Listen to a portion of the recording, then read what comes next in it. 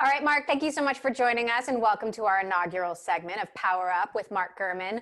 I want to start talking about the new iPhones. There are 4 new iPhone 12s out this year. I know you've been using the iPhone 12 Pro Max, which is the biggest one, but you've also tried out 4 of them. Which is the one to buy? How are they working? Does 5G work? And who should be upgrading this year?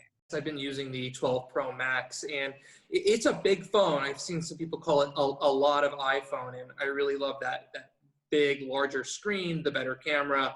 But I do wish that Apple would take better advantage of that screen real estate. It would be really nice to be able to do 2 apps side by side. So I think if you're having an iPhone 11 or coming from an iPhone 11 right now, you really don't need to update because 5G is still in its infancy.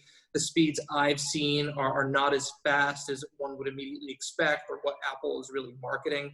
But if you're on an iPhone 10 or older, I think that now's the time to upgrade because of that new camera, the screen improvements and such.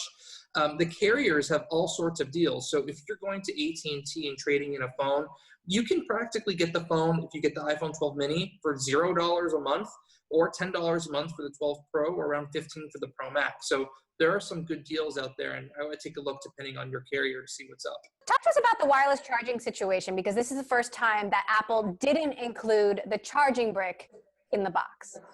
Yeah, I mean, the situation is a little complicated because they still have the charging port at the bottom of the phone, but they have now is this new MagSafe charging cable. Now, the problem is the cable is $40. The phone doesn't come with the brick. So really, to use wireless charging, you need to buy that $40 cable plus the $20 brick. And now they have this 2-device charger, the MagSafe Duo, where you have to buy a different brick to get the full charging speed. So it's basically $180 to get the full wireless charging experience, and there's probably much better third-party options on the market. You've also been trying out the HomePod Mini. How does it stack up to other models from Amazon, Google, etc.? Yeah, I mean, the HomePod, when it first launched a few years ago for $350, I was really optimistic about the quality and the technology, but the price was way too high. There were lots of issues related to Siri and HomeKit integration and stuff like that. Those really haven't been solved, but now at $99 with pretty decent sound quality, they took out the biggest barrier to entry. So I think it's a good purchase if you're in that Apple ecosystem. You've also been trying out the new Sony PS5, and all the talk online is about just how hard it is to get. Is it worth the wait, and what are your big takeaways?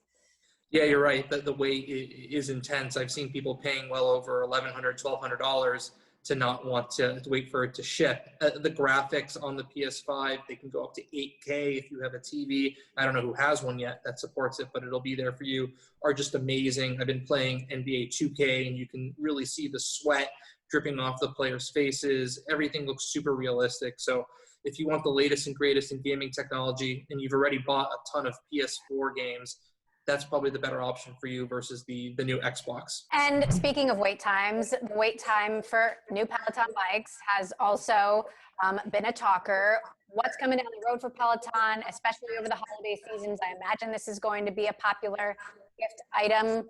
Have they managed to bring down the wait times? Yeah, Emily, unfortunately, they really have not managed to bring down the wait times. I actually spoke to Peloton CEO John Foley a few days ago, and he told me his aim is to get back into a supply-demand balance around Q3, which is around April, May for Peloton. But the important thing to note is their new cheaper treadmill, which is almost $2,000 cheaper than the original model, that's not shipping in the U.S. until end of March, so that's going to miss the key holiday season.